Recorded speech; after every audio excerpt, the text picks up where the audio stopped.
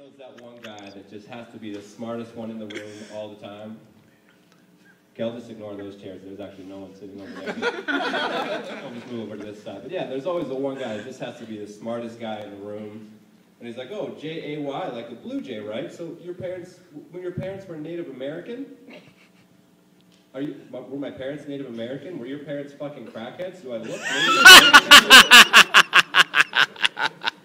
Fucking people. I may look like a lot of things. You know, I might look like Drew Carey or Jack Osborne or the fat kid from Stand By Me or the fat kid from the movie Sex Drive or the fat kid from 2.5 Men. But I don't look like a native. A friend of mine the other day, she was telling me, I work with a guy, she's trying to think of his name, but she can't think of it. She goes, oh, you know, he's a bald guy, a little taller than you, usually works at nights. I think he drives like a green car. You know, he's the African-American man. Like, really, you can't just say the only black guy that I work with? Same as time. You could have dropped the N-word for all I care. I would have judged you, but I would have known who you were talking about. But no, I don't know. She should have just saved me so much time. She might as well have just been like, oh, you know, his lips are slightly larger than mine or yours. He's got some flatter nostrils, a little wider. His ears stick out a little bit more. You know, you can tell he's got tattoos, but you can't really see what they are until you get really close to him. I'll stop there, though, with the race stuff. I'm not Russell Peters, thank God. It's just, you know, he could say anything in that song, but as soon as he goes, oh, baby, you just fall in love with him. He could be saying anything, be like, you got what I need, which is crack to smoke with whores, because I owe some horse and crack, oh, baby, you. Doesn't matter what he says, you just like him regardless. Oh, it's so true. Yeah, speaking of whores, I had a date the other night.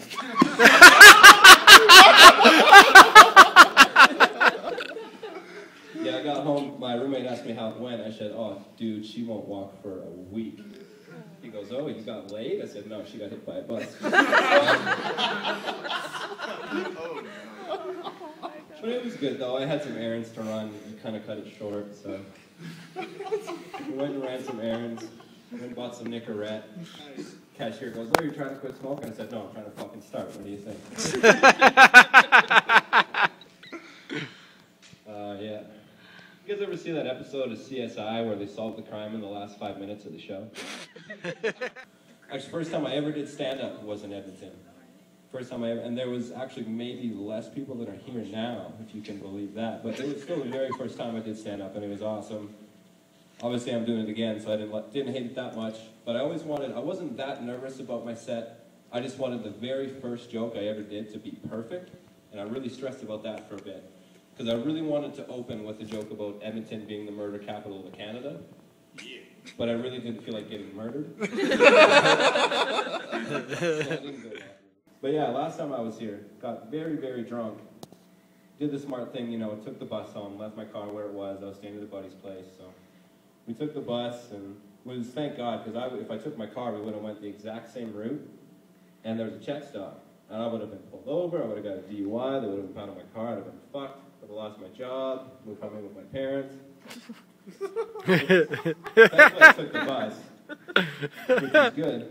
You know, we went to the check stop and they just waved us through, which was great because I'd never driven a bus before.